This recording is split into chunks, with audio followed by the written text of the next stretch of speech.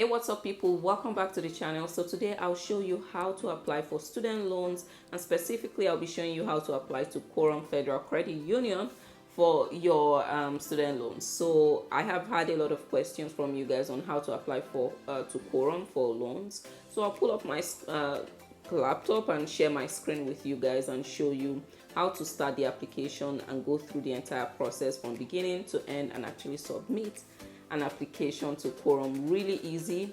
So I'll share my screen and show you guys. So the first thing you need to do is click the link in the description box. There are two links that take you to Quorum in the description box. The first one is for those that are interested in an undergrad program, maybe you're going to college and all of that. The other link is for graduate students. So I'll be using that the graduate student one as for the example for today, but both are like really similar.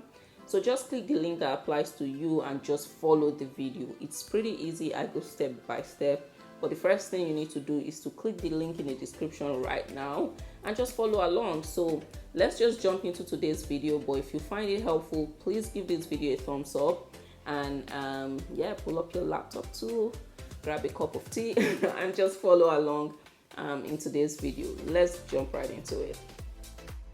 What's up guys, so right now I'll show you how to apply to Quorum Federal Credit Union. You guys already know Quorum has a special place in my heart, right? So I used Quorum when I was going to business school, and that was, how I got funded and got the loans that I needed. So if you haven't seen that video on how I paid back the loans, the $100,000, just watch that. But today I'll show you how to apply to Quorum Federal Credit Union. So you guys know that for grad school, Quorum only sponsors just a few programs, so just have that in mind. But they also fund undergrad as well. So for today's example, there will be two links in the description box. One will take you to like where you can find the list of schools they sponsor for undergrad. So this is that list you can see on my screen right now. And also there is another link for like grad school for international students. So this is that list, which is what I'll be using for the example, but the process is pretty similar. I just wanted to point out that there will be two links in the description box, so depending on where you are at, just pick one that works for you if you're going for undergrad or you're going for like grad school. So I'll get started here, and here what you see is that Quorum only works with a few schools for like grad school for like international students. So these are all the schools, I think just 6 schools they sponsor, and they're all business schools, but I'll use this for today's example. So once you get on this page, just click the link in the description for grad school and you get on this page, and just follow the video from there. So let's say you are applying to Yale, and you already have an admission from Yale and you wanted Quorum to sponsor you. Just go to like loan options right here. So here yeah, you can see this number. So the thing about Quorum, I kind of feel like of all the options I have been talking about on this channel, they are not like, their site is not as simple as I would want, to be honest. So that's just something to know. So rates, they are just giving you a sense for what it is here. 7.25 APR, and you can see the different details here. Borrowing limits for MBA program, the borrowing limit is 174k, and yeah, and all of these programs are like Yale MBA programs, but this is the typical MBA program, and the borrowing limit is 174. So once you get here, just click apply. So we will wait for this eligibility, school state, school name, all of those things are already filled out for you.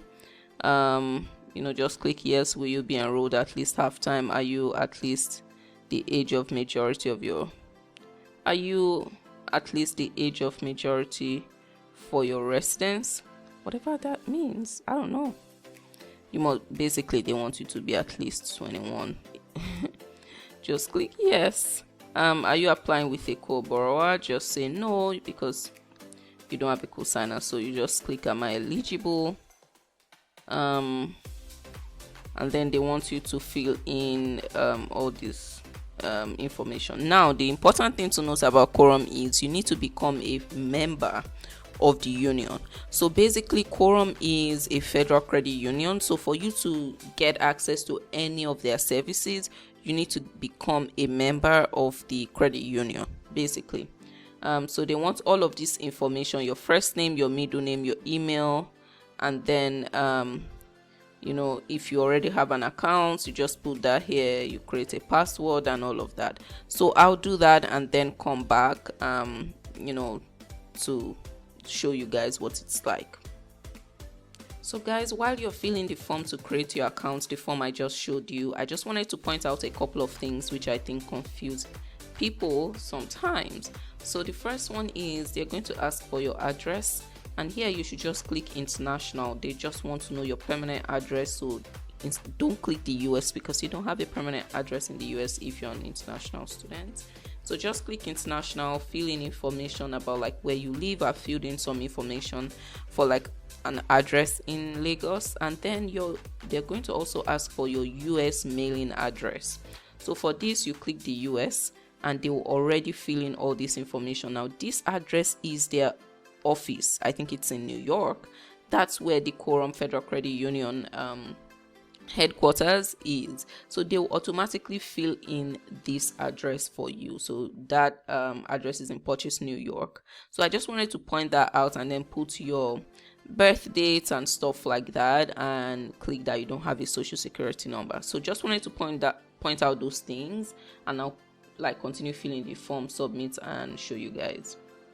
So once you click save and continue, on the last page you get to the student borrower information, and here they want to get your phone number, so you put in your phone number and all of that, and click agree here. So I'll just fill this form quickly and see you guys on I'll show you the next page. So yeah, this is the same form I showed you at the beginning, the student borrower information information page, and then you fill in all of this information. They just want to get your phone number and your passport details, like your passport basically. And then here for reference, I'll see if I can get away with not filling this. I don't quite remember if I filled this at the time I did 4-5 years ago, but let's save and continue and see what that is like. So you actually need to fill in the reference, so just put people's names, people that will sort of be like your whoever your reference is, or your they are not co-signers, so don't make that mistake of thinking you need a co-signer. You don't need a co-signer. This is just someone that's like an extra check. So I'll fill in random names here and show you guys what it's like the next page. So the next page is asking about just some more information about you, housing status here. You can put your monthly rents, maybe equivalent of $300 depending on what part of the world you live in, and then click continue. So I basically just clicked housing status, I just clicked other, and do you have additional income? I clicked no. So let's see if I get away with that. Okay, so now they have information about the school that you need to fill in. So they already pre-populated all of this based on what you chose at the beginning, which is Yale, where Yale is and all of that. And then graduate program, you click the MBA full-time, year in school. First year is what you pick if you're just starting, and then you pick this option, which is the only option if you're just starting. And you can click this, but I think you can leave it blank. And then the anticipated graduation dates will likely be 2024. Click continue, and let's see if they're fine with that. Oh, major. Okay, you just would click something like management or business. Yeah, just click that, and then you guys can already tell I'm not a fan of their own application process. It gets the job done, I just feel like it could be more efficient. So This is loading. This is loan, like how much you need. So they offer a line of credit. I won't go into like too many details about that, but basically they have a line of credit you can always draw from. So what you want to request here, I don't know what you need, but I'm just going to use the example of $1,000, which is what your girl got. So you can choose options here. So they want you to think about like repayment options, and they're telling you what each of these options mean. So deferred payments, no minimum payments while you're in school, basically. But interest accrues during this period. So the amount you owe will increase even if you don't receive additional advances. Do you get? So basically, you don't pay anything while you're in school, but that doesn't mean your loan is not increasing. So if you select the full principal and interest, you have elected to make full payments while you are in school. So you need to choose like what will work for you. So interest only, if you select this, you have to begin repaying interest while you're in school, basically. So I think I chose deferred payment because your girl did not have the money to pay while in school. So whatever it is, just read those 3 options and choose one. Here they're asking if you've been in the military. I wasn't, and I'll just say I'm not covered by anything military. So e-sign. So this is everything, just like agree to e-sign and all of that, terms and conditions, read and agree, and then you submit an application here. Pretty easy, but I just feel like their process could be better, like compared to the other ones we've looked at on the channel, like Prodigy and like Empire Finance. I feel like this one is a bit like I don't know, but it gets the job done. So this is how you apply to Prodigy, and you guys always have questions about Prodigy and how not so straightforward this site is. So I hope this video is helpful. If you found the video helpful, please give this video a thumbs up, put a comment, share it with someone. It takes a lot of work, guys, to put out these videos. But if you have questions about Prodigy or about any of the other 2 options I've done so far on the channel, like if you have questions about Quorum or about Prodigy and Empire, just let me know in the comments and I'll respond. But yeah, I hope you found the video helpful. Subscribe, because I'll be sharing more videos like this, and you guys already know you need to subscribe, right? So subscribe, and I'll see you in my next video.